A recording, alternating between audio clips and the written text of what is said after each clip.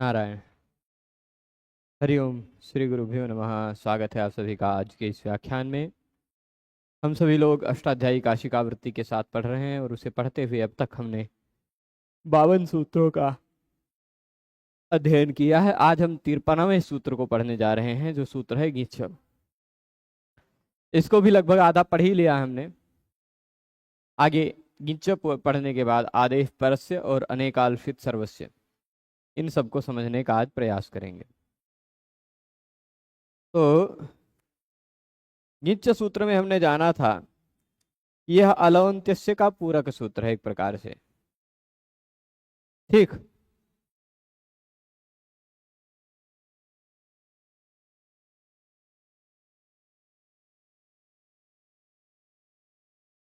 ठीक है।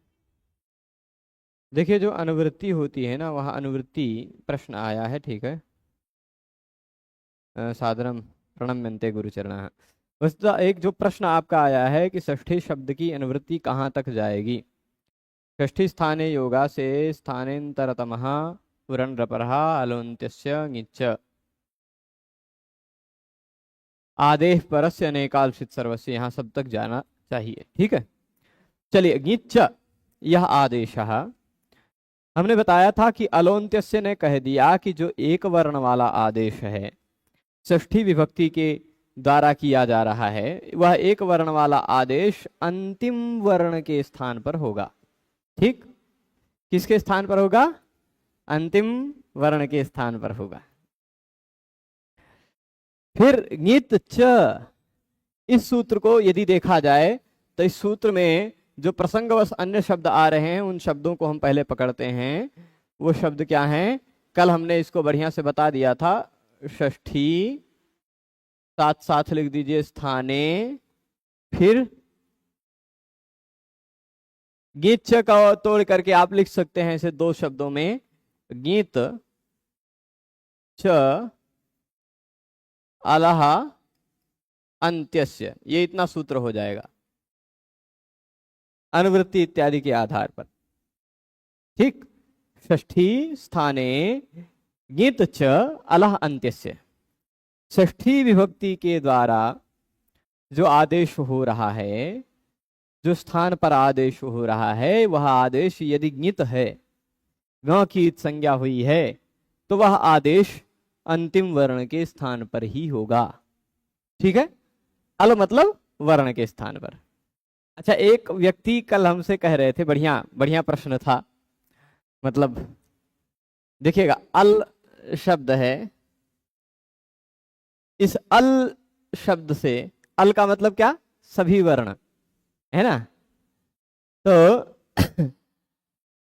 यहां एक मजेदार कमेंट आया था कल, जो जानने लायक है, आनंददायक है। यहाँ अल शब्द से अण प्रत्यय लगा करके उन्होंने कहा कि अल से अण प्रत्यय लगा करके क्या हम आल बना सकते हैं? ऐसा, आल मतलब सभी, ऐसा अंग्रेजी का शब्द बना रहे थे। मतलब वो भाव लाना चाह रहे हैं, अल इस प्रत्याहार में सभी वर्ण आ जाते हैं। ठीक है।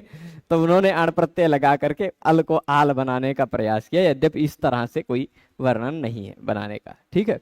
चले, तो अब यहां देखिएगा, ङिच्च यह आदेश, वृत्ति के आधार पर अर्थ जो हुआ था, कल एक उदाहरण भी हमने समझा दिया था, वह देख लेंगे। और उसके बाद यहां जो एक पक्ष और भी है, एक ही उदाहरण ऐसा है विशेष जो ध्यान रखना है, वह उदाहरण भी देख लेंगे। तो जो आदेश ङित है, वह आदेश अंतिम वर्ण के स्थान पर ही होगा। ठीक है। ङित च यह आदेश, मतलब अभी पहले हम आदेश अलोन्त्यस्य से पढ़ रहे थे, पर कोई कोई आदेश ऐसा होता है जो ङित होता है। जैसे अवंग स्फोटायनस्य, अवंग ग की संज्ञा होगी इसमें, है ना। आनंग्रितो द्वंद्वे, ठीक है। तो आनंग्रितो द्वंद्वे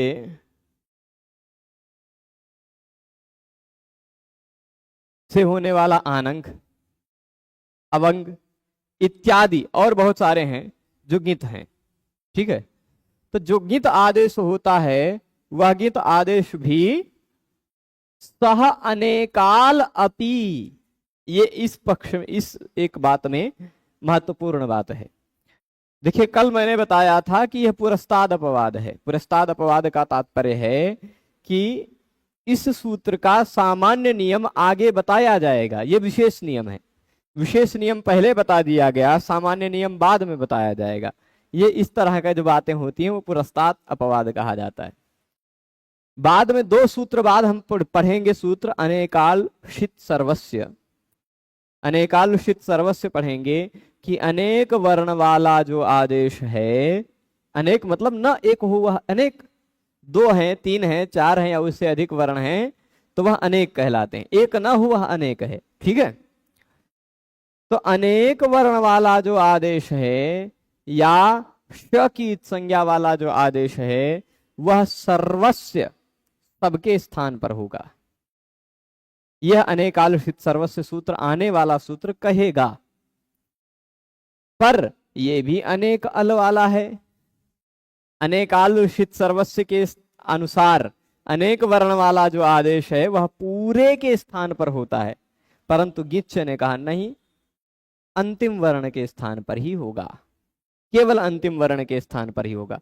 वही बात कह रहे कि सह अनेकाल अपि, वह अनेक वर्ण वाला होता हुआ भी अलह अंत्यस्य स्थाने भवति, अंतिम वर्ण के स्थान पर होता है। ठीक, जो आदेश गित है वह अनेक वर्ण वाला है फिर भी वह अंतिम वर्ण के स्थान पर होता है। जैसे मैंने होता और पोता इन दोनों का उदाहरण बताया था। होत्र शब्द है और पौत्र शब्द है, इन दोनों की विस्तृत व्याख्या भी बताई थी। होत्र शब्द जो होता है वह ऋग्वेद से संबद्ध 4 प्रमुख ऋत्विजों में से सबसे प्रमुख ऋत्विज है होता, और पोता अथर्ववेद से संबद्ध 4 प्रमुख ऋत्विजों में से एक ऋत्विज है ना। ब्रह्मा, ब्राह्मण, छंसी और आग्नेयध्र और पोता, ये 4 हैं, अथर्ववेद से संबद्ध है। तो कोई ऐसा प्रसंग है जहां पर होता और पोता दोनों एक साथ आ गए हैं, तो उन दोनों को एक साथ कहने के लिए हम लोग होता पोतारव शब्द कह सकते हैं। वह कैसे बनेगा उसी को बनाने की प्रक्रिया देख रहे हैं। होत्री और पौत्री इन दोनों शब्दों का हो गया समास। मानिएगा क्या हो गया, होत्री और पौत्री इन दोनों शब्दों का समास हुआ। जब समास होता है तो मूल रूप से होता च पोता च, होत्रिसु पोत्रिसु का समास होगा, सुप्रथमा एकवचन का, क्योंकि समास हमेशा सुबंत का होता है। पर इन दोनों की सु का लोप हो जाएगा सुबो धातु प्रातिपदिक से, तो हो त्रिपोत्री खाली इतने बचेगा। वो जब समास हम लोग दूसरे अध्याय में पढ़ेंगे तो उसकी प्रक्रिया को और विस्तार से जानेंगे। ये समझ के रखिए, अभी खाली होत्र और पोत्र में समास हुआ। समास होने के बाद सूत्र क्या लगता है, आनंगृतो द्वंद्वे। आनंगृतो द्वंद्वे क्या कहता है कि द्वंद्व समास में ऋकारांत जो शब्द है, ठीक है, द्वंद्व समास में ऋकारांत जो शब्द है उसको आनंग हो जाया करता है। आनंग है, अनंग है, अवंग है, ऐसे गांव की संज्ञा वाले बहुत सारे हैं। ठीक है, तो जैसे आनंग ऋतो द्वंद्वे, इस सूत्र का तात्पर्य मैं बता देता हूं, 6-3-25 निकाल लेंगे, देख लेंगे वहां प्रसंग पर। ऋकारांत शब्द जो है, ऋकारांत शब्द हो यदि विद्या अथवा योनि इन दोनों में से किसी प्रकार का संबंध है तो उनमें जो द्वंद्व है उनमें उत्तर पद परे रहने पर पूर्व पद को आनंग हो जाया करता है। क्या संबंध है, विद्या संबंध हो या योनि संबंध हो, मतलब अपने परिवार का कोई व्यक्ति हो या विद्या के अनुसार कोई संबंध हो कि हाँ भाई गुरु भाई हैं, गुरु जी हैं, ऐसा कोई संबंध हो, शिष्य है, ऐसा विद्या के आधार पर इन दोनों का संबंध है। ये ऋग्वेद विद्या से संबंध रखते हैं, ये अथर्ववेद विद्या से संबंध रखते हैं। तो विद्या संबंध युक्त एक याग विद्या के विद्वान हैं ये दोनों, तो विद्या के आधार पर इन दोनों का संबंध है। और ये दोनों विद्या के आधार पर संबंध वाले ऋकारांत शब्दों का यदि द्वंद्व समास हो ऋकारांत शब्द का द्वंद्व समास हो तो द्वंद्व समास परे रहने पर पहले वाला जो ऋकारांत शब्द है उस ऋकारांत शब्द के स्थान पर आनंग हो जाता है, ऐसा आनंग ऋतो द्वंद्वे सूत्र ने कहा। ठीक है। तब प्रश्न उठा कि होत्र के स्थान पर आनंग होना है, यह समस्या उठती है कि पूरे होत्र के स्थान पर आनंग होगा, कि केवल ह के स्थान पर आनंग होगा, कि केवल ओ के स्थान पर, कि त के स्थान पर, कि री के स्थान पर, कहां होगा आनंग। सबसे पहले आपने अलोन्त्यस्य पढ़ रखा है, उसने कहा षष्ठी विभक्ति के द्वारा जो कार्य हो रहा है वह कार्य अंतिम वर्ण के स्थान पर होता है, और यहाँ आनंग ऋतः में षष्ठी विभक्ति लगी है। इस षष्ठी विभक्ति से निर्दिष्ट ऋकारांत शब्द होत्री और पोत्री है। इस षष्ठी निर्दिष्ट को जो कार्य होता है वह अंतिम वर्ण के स्थान पर ही होता है, अतः होत्री के री के स्थान पर होने लगा अलोन्त्यस्य के आधार पर। लेकिन तभी अलोन्त्यस्य के 3 सूत्र बाद वाला जो सूत्र है अनेकालुषित सर्वस्य, उसने कहा आनंग में तो आ और न ये 2 व्यंजन 2 वर्ण बचते हैं कुल मिलाकर के, अतः यह अनेकाल है, और जो अनेक वर्ण वाला आदेश होता वह अकेले अंतिम वर्ण के स्थान पर नहीं जाता, अपितु वह संपूर्ण के स्थान पर आता है, यानी पूरे होत्री को हटाकर उसके स्थान पर आनंग रख दो, ऐसा अनेकालुषित सर्वस्य ने कहा। तभी ङिच्च सूत्र आ गया, और ङिच्च सूत्र ने कहा जो आदेश ङित है यानी गा की इत संज्ञा वाला है वह आदेश केवल अंतिम वर्ण के स्थान पर होता है। तो होत्री में जो अंतिम वर्ण रि था उसके स्थान पर आनंग आ गया, रि के स्थान पर आनंग आया जिसका बचा है आन, और फिर इधर पोत्री तो वैसा है ही। ठीक। अब होत आन जोड़ने पर बन जाएगा होतान, होतान है ना, होतान और पोत्री ऐसे शब्दों का समास हुआ। समास तो ये है पहले ही। अब समास होने पर ये पद भी है प्रातिपदिक भी है। प्रातिपदिक संज्ञक जो पद होता है उसके अंतिम वर्ण के रूप में आने वाले न का लोप हो जाता है, न लोप प्रातिपदिकांतस्य। तो होता पोत्री बन गया।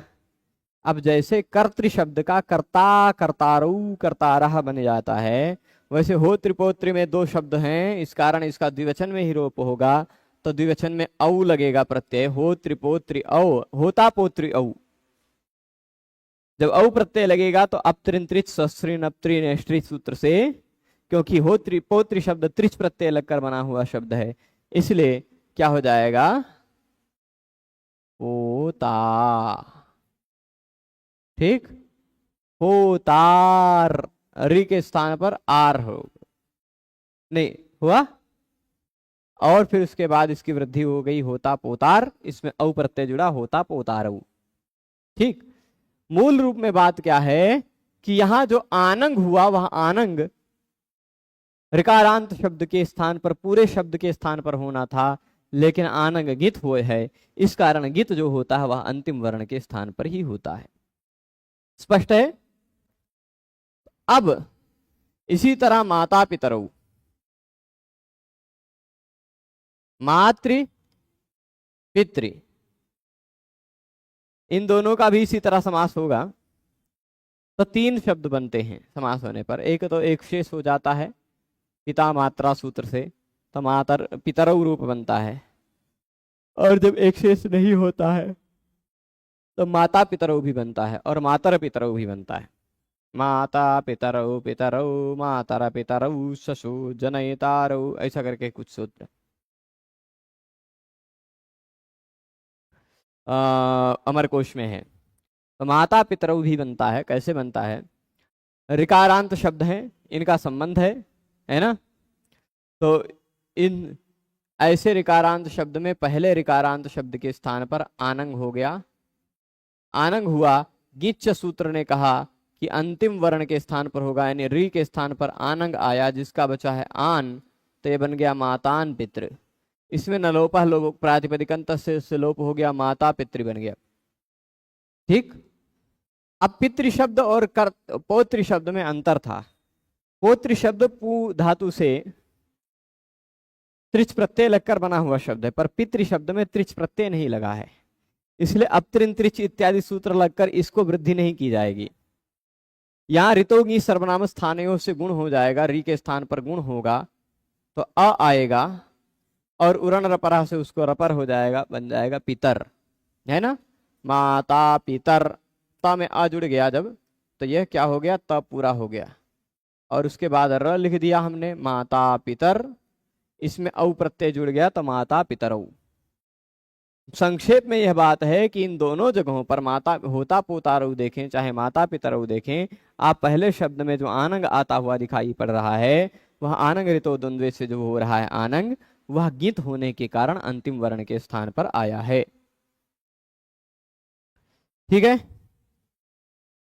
इसके बाद और एक उदाहरण देख लेते हैं।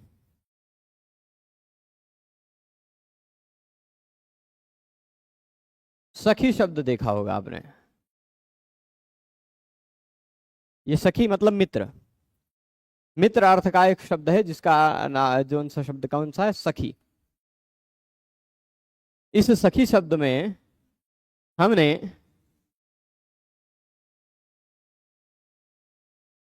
सुप्रत्यय लगाया, प्रथमा एक वचन का,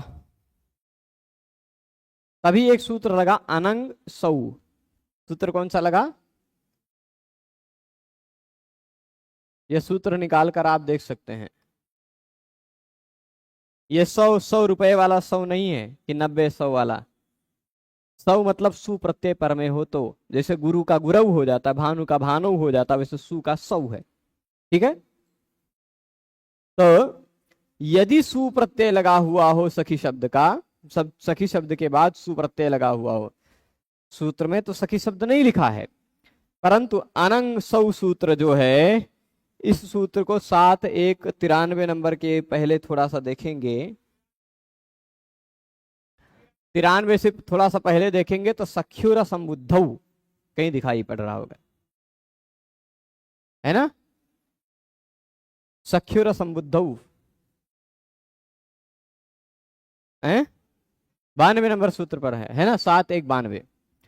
तो सखी शब्द के बाद ध्यान दीजिएगा, यहां अनंग सौ सूत्र तो खाली इतना ही दिख रहा है, लेकिन अनंग सौ सूत्र में 2 शब्द और भी हैं, पिछले सूत्र से आ रहे हैं। कौन से, एक सख्यु, एक असंबुद्धौ।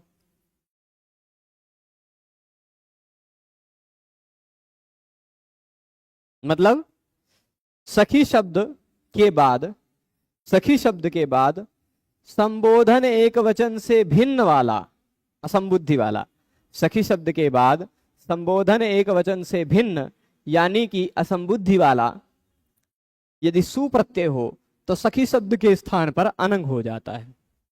यह सूत्र का मतलब है अनंग सौ। ठीक है, सखी शब्द के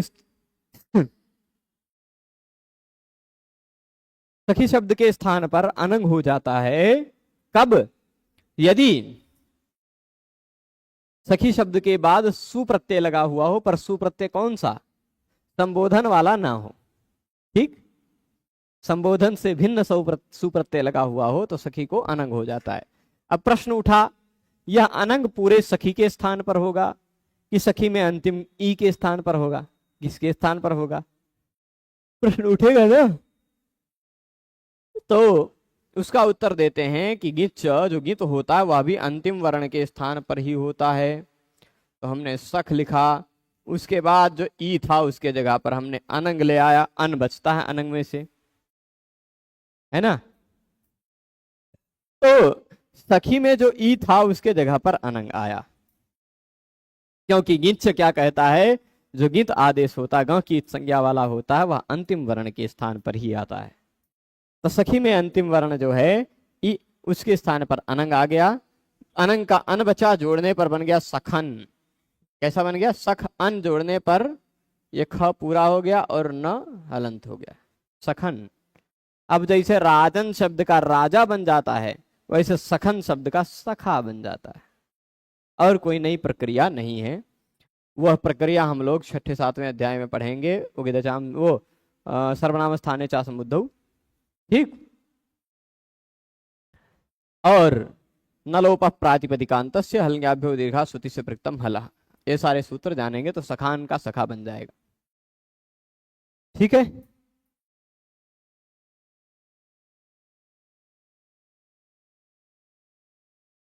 अब यहां देखिए आपने अनंग सौ भी देख लिया कि अनंग जो आदेश है वह भी अंतिम वर्ण के स्थान पर ही हुआ, आनंग भी हो गया। एक और उदाहरण दे देते हैं।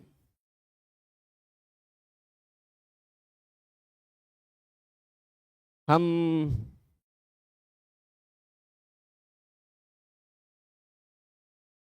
ठीक है, ऐसा कहते हैं, भगवान श्री राम का एक नाम लाते हैं, जानकी, भगवती का नाम है ना, पार्वती भगवती जानकी जी सीता जी का नाम है। जानकी जाया यस्य सह, कहा बहुव्रीहि समास किया जानकी और जाया शब्द का। जानकी शब्द और जाया शब्द का समास किया हमने। कौन सा शब्द, कौन सा समास किया? बहुव्रीहि समास किया। ठीक है, जानकी जाया। अब ये बहुव्रीहि समास हुआ है तो पीतम अंबरम यस्य सह पीतांबरा यस्य सह तो अतिरिक्त ही लगा रहता है, मतलब पीतांबर खाली बचता है। तो वैसे जानकी और जाया इन दो शब्दों प्रथमांत शब्दों का समास हुआ। बहुव्रीहि समास है यह। बहुव्रीहि समास के अंत में आने वाले जाया शब्द के स्थान पर यह सूत्र लगता है, क्या? जाया या निंग, क्या? जाया या निंग। 5 4 134 निकाल सकते हैं आप।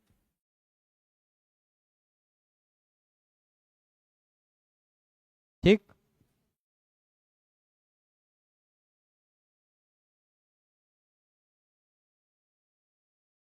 जाया या निंग कहता क्या है?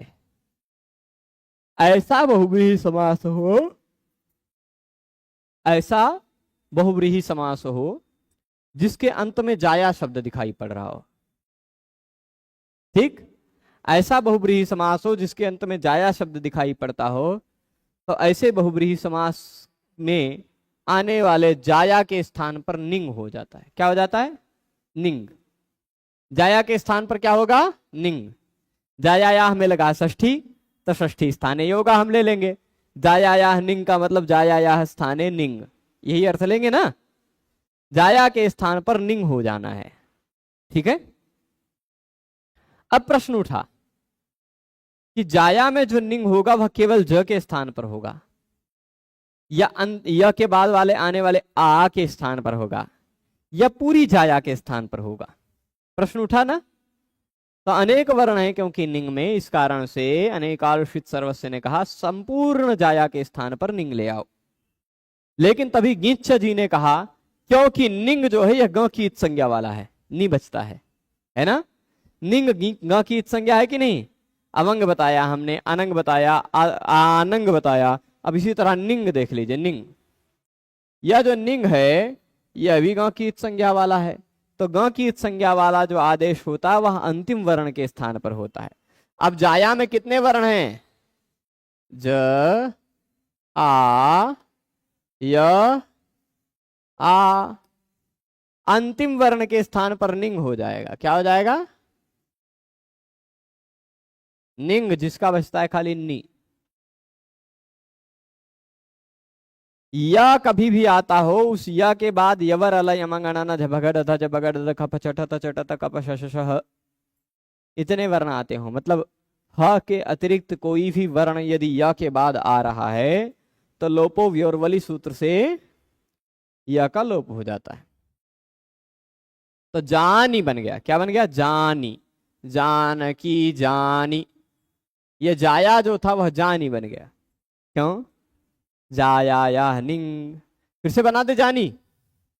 देखिए जाया में जा है, या था ही, अंतिम वर्ण जो आ था उस आ के स्थान पर आ गया निंग। अब या के बाद कोई भी वल प्रत्याहार का वर्ण आता हो तो लोपो व्योरवली से इस या का लोप हो जाना है। तो जानी, ठीक, बन जाएगा जानी। जानकी जानिहि, सीता जानिहि, अथवा युव जानिहि, युवती जाया यस्य असौ युव जानिहि। ठीक। सुंदरी जाया यस्य असौ सुंदर जानिहि, सुंदर जानिहि, सुंदरी सुंदर बन जाएगा, पुल्लिंग प्रयोग भी हो जाता है। ठीक है। तो जाया या निंग, एक निंग प्रत्यय का, निंग का आदेश का भी उदाहरण हमने देख लिया। अब ऐसे और भी हो सकते हैं। हमें एक बार रिंग सयग लिंगशु सूत्र देखना है। देखिए, रिंग सयग लिंगशु,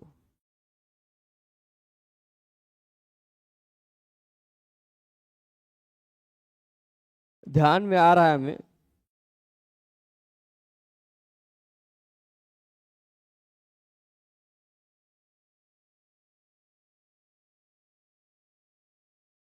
ठीक है। ऋकारांत अंग के बाद सार्वधातुक से भिन्न यानी अर्धधातुक प्रत्यय पड़े रहने पर और श, यक और लिंग प्रत्यय पड़े रहने पर ऋकारांत धातु को रिंग हो जाया करता है। आद्रियते इत्यादि में, ठीक, अंतिम वर्ण के स्थान पर ही होता है ये भी। रिंग शयगलिंगशु, रिंग ऋतः, रिंग ऋतः एक सूत्र है जहां पर रिंग करता है, एक ऐसा है जहां पर रिंग करता है। जो भी होता हो आदेश, वह अंतिम वर्ण के स्थान पर होगा, यही तात्पर्य है। ठीक है गीत का। अब एक आदेश इन सभी प्रकार के आदेशों में अपवाद है, जो आदेश है तातंग।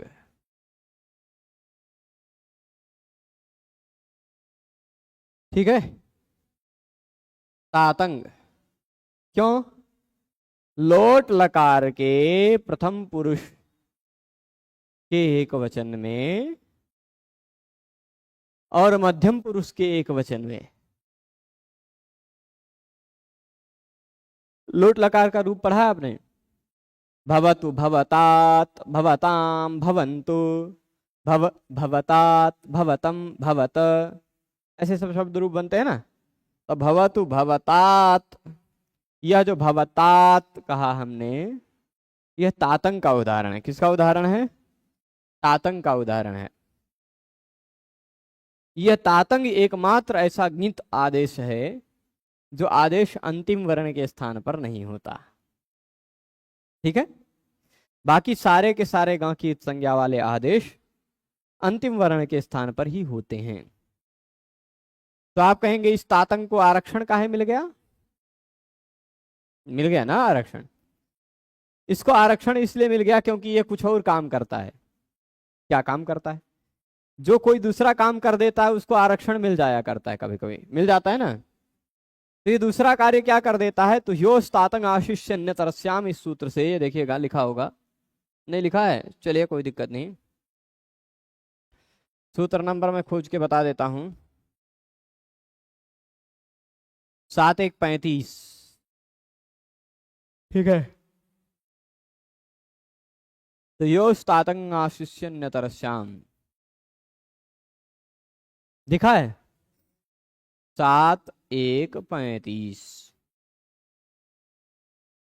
ये कहता है लोट लकार आशीर्वाद अर्थ वाला हो। कौन से अर्थ वाला? आशीर्वाद अर्थ वाला लोट लकार हो तो उस आशीर्वाद अर्थ में आने वाले जो लोट लकार है, उस लोट के स्थान पर, उस लोट लकार में आने वाले तू के स्थान पर और ही के स्थान पर तातंग हो जाया करता है विकल्प से। तो चलिए देखिए, जैसे भऊ धातु को आप भवती जैसे रूप बनाते हैं, वैसे ही भवतु बन जाता है, खाली एक नियम एक्स्ट्रा लगता है, एरुह, है ना। भवतु बन जाता है। नियम और भी लगते हैं पर आपके समझने के लिए मैं बता रहा हूं। ठीक है।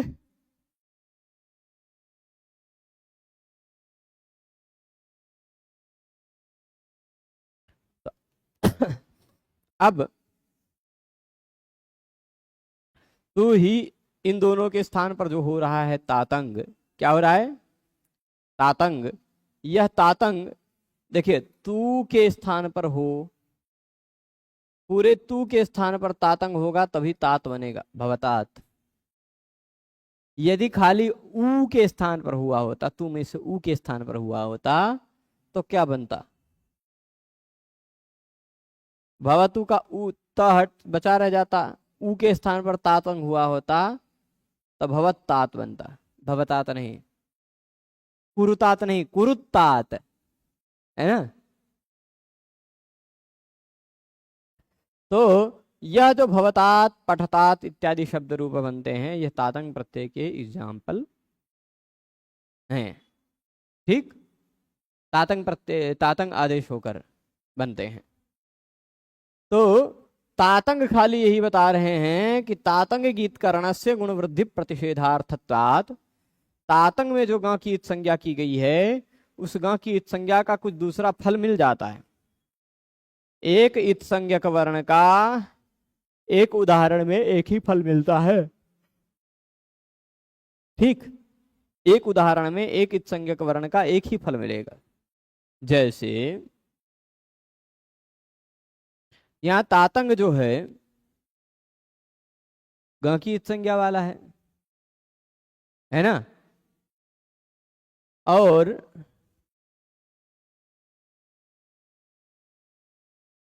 तातंग में गा की संज्ञा हुई है। इस कारण उस तातंग को निमित्त मान करके यदि कोई गुण और वृद्धि का कार्य किया जा रहा हो तो आप जानते हैं कि वह गुण और वृद्धि का कार्य रोक दिया जाता है। उस तातंग को कारण बना करके यदि कोई गुण और वृद्धि का कार्य हो रहा हो तो वह कार्य नहीं होता। क्यों? क्योंकि आप किंगीति च सूत्र पढ़ चुके हैं, पढ़े हैं किंगीति च, क की, ग की, ङ की इत संज्ञा यदि कहीं हुई हो तो उसके पर में रहने वाले का, ग और ङ की इत संज्ञा हुई हो तो वह यदि पर में हो तो उसके पूर्व वाले की गुण और वृद्धि नहीं होती। पढ़ा था ना किंगीति च। तो किंगीति च से गुण और वृद्धि का निषेध हो जाएगा। तो कह रहे हैं तातंग में जो गिंत है वह गुण और वृद्धि के निषेध करने के लिए है, उसका और कोई दूसरा प्रयोजन नहीं है कि तातंग भी सबकी तरह अंतिम वर्ण के स्थान पर होगा। गिच्च, जैसे गिच्च ने कह दिया जो गिंत है वह अंतिम वर्ण के स्थान पर होगा, तो तातंग भी तो गित है, क्या वह अंतिम वर्ण के स्थान पर होगा? कहेंगे नहीं, तातंग जो है वह अंतिम वर्ण के स्थान पर नहीं होगा, क्योंकि तातंग में गांव की संज्ञा जो है वह उसके गुण और वृद्धि के निषेध करने के लिए है। और सर्वादेश तातंग भवति, इसलिए कह रहे हैं कि तातंग प्रत्यय का सर्वादेश होता है। सर्वादेश होता है, प्रत्यय कहिए या आदेश कहिए, तातंग जो है उसका सर्वादेश होता है, यानी संपूर्ण के स्थान पर होता है। जीवतु में जो है वह जीवतु में जो ऊ लगा हुआ है, तू तू प्रत्यय जो लगा है उस पूरे तू प्रत्यय के स्थान पर तातंग हो जाता है। तो जीवतात यह रूप बन गया, जीवतात भवान, जीवतात त्वम, है ना। तो जीवतात भवान, जीवतात त्वम, ये जो तातंग का तात बचा हुआ है यह तू के स्थान पर या ही के स्थान पर। त्वम है तो त्वम के साथ मध्यम पुरुष का प्रयोग होता है, तो त्वम जीवतात यानी मध्यम पुरुष वाला है, ये ही के स्थान पर हुआ है। और भवान है तो भवान के साथ प्रथम पुरुष का प्रयोग होता है। यहाँ तू प्रत्यय लगा है, तू के स्थान पर तातंग हुआ है, तो पूरे तू के स्थान पर तातंग होगा, पूरे ही के स्थान पर तातंग होगा, अंतिम वर्ण के स्थान पर नहीं। क्यों? क्योंकि यहाँ गांव की इत संज्ञा का एक इत संज्ञक वर्ण का एक ही फल होता है। यहाँ पर गांव की इत संज्ञा का फल गुण और वृद्धि का निषेध है। ठीक है, गांव की इत संज्ञा का फल क्या है? नारायण नारायण, हाँ, गुण और वृद्धि का निषेध। तो गा की संज्ञा का फल गुण और वृद्धि का निषेध जब हो गया तो गिच्छ नहीं हो पाएगा। ठीक, ये विचित्र कि अंतिम वर्ण के स्थान पर ही हो, यह काम नहीं हो पाएगा, है ना। अंतिम वर्ण के स्थान पर ही होगा यह बात नहीं हो पाएगी, परंतु गुण और वृद्धि का निषेध हो जाएगा। अभी तक ही आपने पढ़ते हुए दो बातें पढ़ी हैं गा की संज्ञा पर, गुण और वृद्धि का निषेध होता, यह भी आपने कंगीतिचा सूत्र में पढ़ा है, और जो गित आदेश होता वह अंतिम वर्ण के स्थान पर होता है, आपने गिच्छ के नियम में पढ़ा है। जहां दोनों की संभावना है वहां दोनों में से केवल एक ही होगा। ठीक है, तो यहां कह दिया कि तातंग एकमात्र ऐसा आदेश है जीवतात जीवताद इत्यादि उदाहरणों में जो सर्वादेश है। सर्वादेश है मतलब संपूर्ण के स्थान पर हुआ है। ठीक है, ये एक बात हो गई। अब आगे चलते हैं।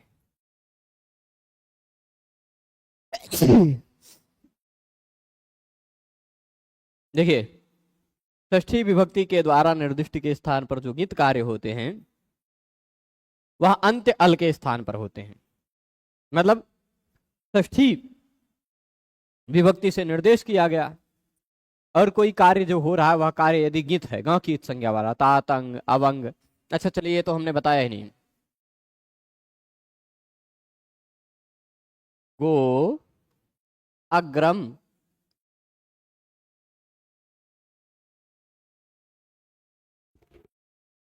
है ना। अवंग स्फोटायनस्य, सूत्र पढ़ा होगा हमने, थोड़ा सा सुन संकेत मैंने किया है। स्फोटायन आचार्य के मत में गो शब्द के बाद यदि कोई स्वरवर्ण हो तो गो के स्थान पर अवंग हो जाता है। अब अवंग जो हो रहा है, क्या हो रहा है? यह अवंग, अवंग जो होना है वह पूरे गो के स्थान पर हो, कि ग में ओ के स्थान पर हो, कि ग के स्थान पर हो। तो कहा गिंत है यह। जो गिंत होता है वह अंतिम वर्ण के स्थान पर होता है, यानी गो में से अंतिम वर्ण ओ हट जाएगा, ग बचेगा, उसके स्थान पर अवंग आए। ग बचा, ओ के स्थान पर आ गया अवंग। अवंग में से ग चला जाएगा, अब बचा गव अग्रम, जोड़ने पर बनेगा गवाग्रम। यहां यदि अव अयादि संधि करते तो गवग्रम बनता, क्योंकि जो अव आदेश होता वह हलंत रहता। अवंग किया है वह पूरा हलंत है, हलंत नहीं है, वह पूरा है। तो अ जोड़ने पर आकाश वर्ण दीर्घा से दीर्घ करके गवाग्रम बन जाएगा। ठीक है, तो यह जो बन रहा है यहां भी गिच्छ का ही प्रयोग हुआ है। ऐसे और बहुत सारे उदाहरण हो सकते हैं। जिसका गकार इत है वह गित कहला जाता है। उदाहरण के रूप में आप देख सकते हैं होता पोतारऊ, होता पोतारऊ, होताच पोताच। चार थे इंद्र, यह गलती से लिखा गया है, इंद्र नहीं है, नहीं तो चार थे इंद्र। इस शोले फिल्म की तरह नहीं है कि इंद्र जी ने पूछा कितने आदमी थे तो उसने बोला चार थे इंद्र, चार थे, वो वाला नहीं है। ठीक, तो चार थे, चार थे च के अर्थ में द्वंद्व समास होता है, चार थे द्वंद्व। ठीक, तो ये गलती से इंद्र टाइप हो गया है, स्कैन कर करके टाइप किया है, तो द्वंद्व इंद्र एक जैसा लिखा रहता है, वो द्वंद्व को समझ करके इंद्र लिख दिया है ना। तो च के अर्थ में द्वंद्व समास हुआ होत्री और पोत्री का। होत आनंग, होत्री में अंतिम वर्ण री के स्थान पर आनंग हो गया, होत आनंग पोत्री। आनंग ऋतो द्वंद्व से अनेकाल होने से यह सर्वादेश होना चाहिए था, परंतु गित होने के कारण अंतिम वर्ण के स्थान पर हुआ। ठीक है, होता पोतारो इसे बनेगा। अब अगला सूत्र जो है वह सूत्र है आदेह परस्य, आदेह परस्य।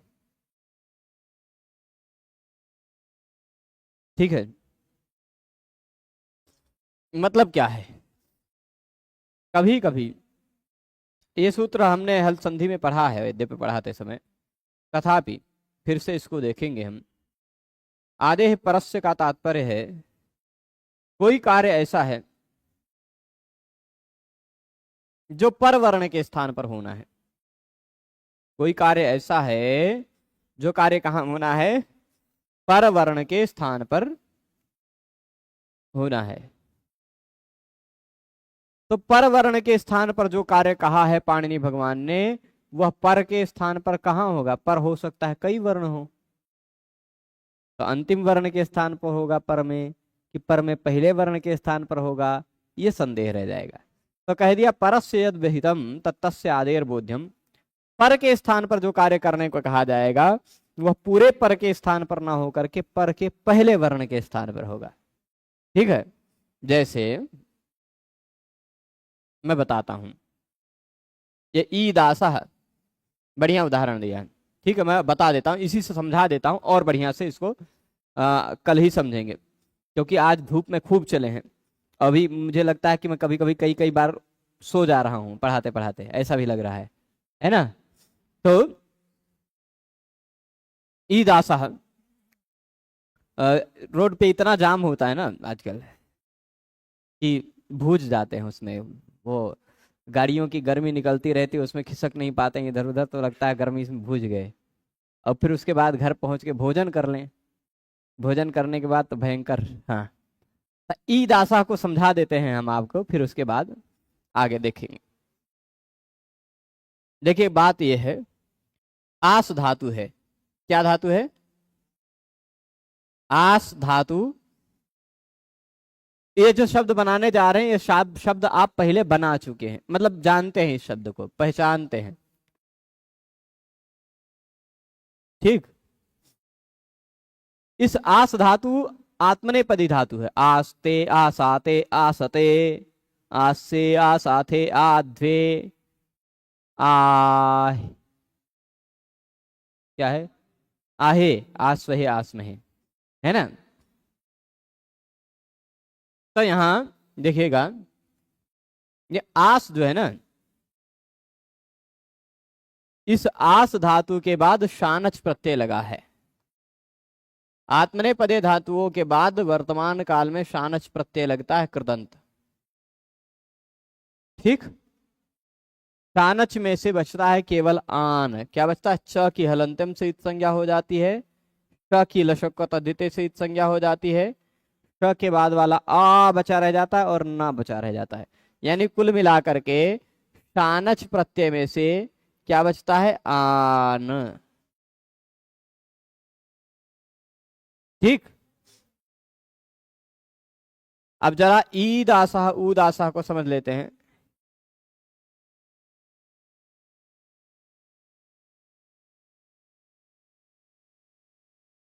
ईद आशा, ये कहता आस धातु के बाद, ध्यान दीजिएगा, आसह, आस धातु के बाद आने वाले शानच के स्थान पर ई हो जाता है। सूत्र मतलब का है यही, सूत्र का मतलब क्या है?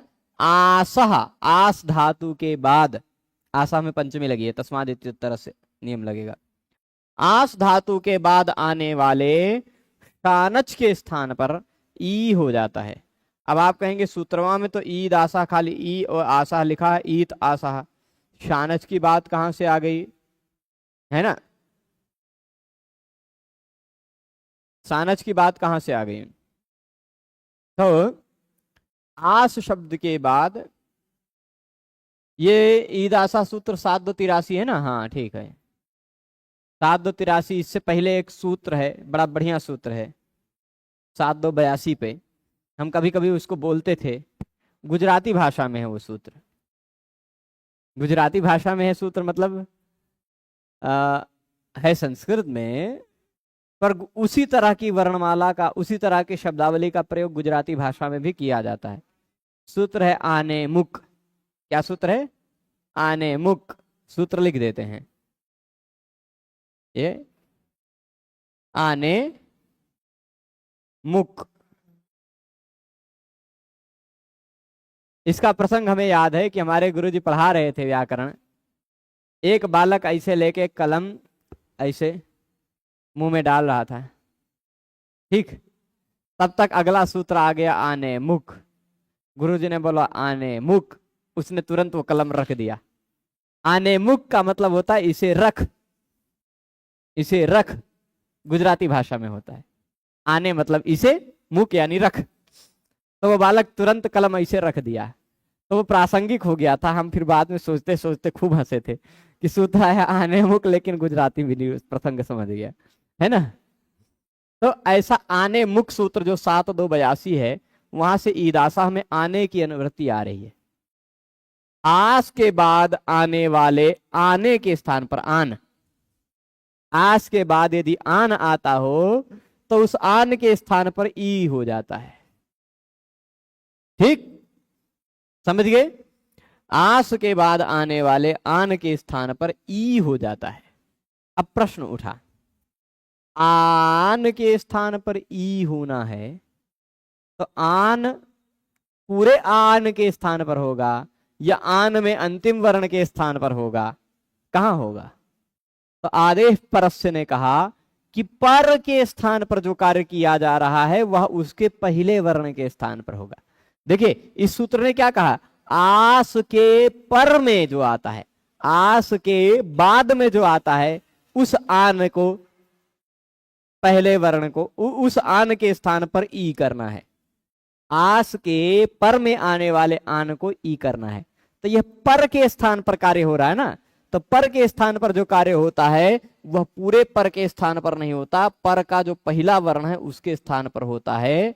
ई हो जाएगा आ के स्थान पर, तो बन जाएगा आसीन। आसीन है ना सभी लोग? अभी आसीन है, सुखासीन है, सुखपूर्वक। तो ये जो आसीन बना वो ईद आशा का फल है। यहां आपने देखा कि पर के आन के स्थान पर जो कार्य हो रहा था वह पर के पहले वर्ण के स्थान पर हुआ। इसको और विस्तार से हम लोग कल समझेंगे। आज अभी चतुर्दशी ही है, कल पूर्णिमा है, शाम को 8 बजे तक पूर्णिमा है, तो कल समझ लेंगे, अनेकालसित सर्वस्व भी समझ लेंगे। ठीक है, आज रोका जाए,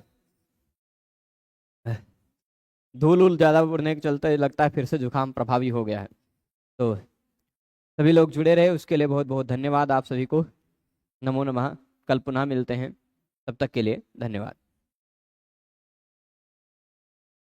अच्छा, प्रश्न आया है, गुरुजी संस्कृत भाषा संवाद करने की बहुत इच्छा होती है किंतु व्याकरण का ज्ञान ज्यादा नहीं होने से संकोच होता है।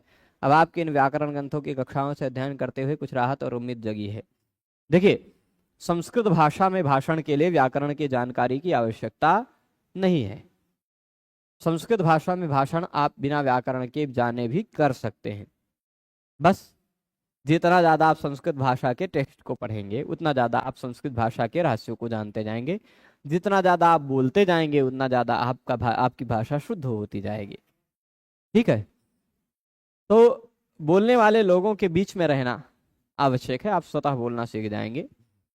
अब भगवान भाष्यकार पतंजलि ने कहा है, व्यतिरेकोपि वै लक्ष्यते दृश्यन्ते च कृत प्रयत्नाश्चाप प्रवीणाः अकृत प्रयत्नाश्च प्रवीणाः। जिन्होंने व्याकरण शास्त्र में प्रयत्न नहीं किया है ऐसे लोग भी भाषा में प्रवीण हो जाते हैं, ऐसा भी उदाहरण दिखाई पड़ता है। और जिन्होंने व्याकरण शास्त्र में खूब प्रयत्न किया है फिर भी भाषा में प्रवीण नहीं हो पाते, ऐसे भी बहुत उदाहरण दिखाई पड़ते हैं। जो व्याकरण के बहुत विद्वान हैं, कोई भी सूत्र कहें उस सूत्र का अर्थ बता देते हैं, लेकिन भाषा बोलने में, संस्कृत भाषा शुद्ध बोलने में उनको कठिनाई होती है। तो ऐसा होता है। भाषा अलग पक्ष है और व्याकरण अलग पक्ष है। हाँ, दोनों एक दूसरे के सहयोगी हैं, परंतु एक दूसरे के बिना एक दूसरे का अस्तित्व संभव है। ठीक है, चलेगा? तो गुरवः अद्यगताः मन्ये करणावतीं प्राप्ताः सन्ति। चलिए, आज तो व्याख्यान को यहीं समाप्त करते हैं। सभी को बहुत बहुत धन्यवाद। नमो नमः।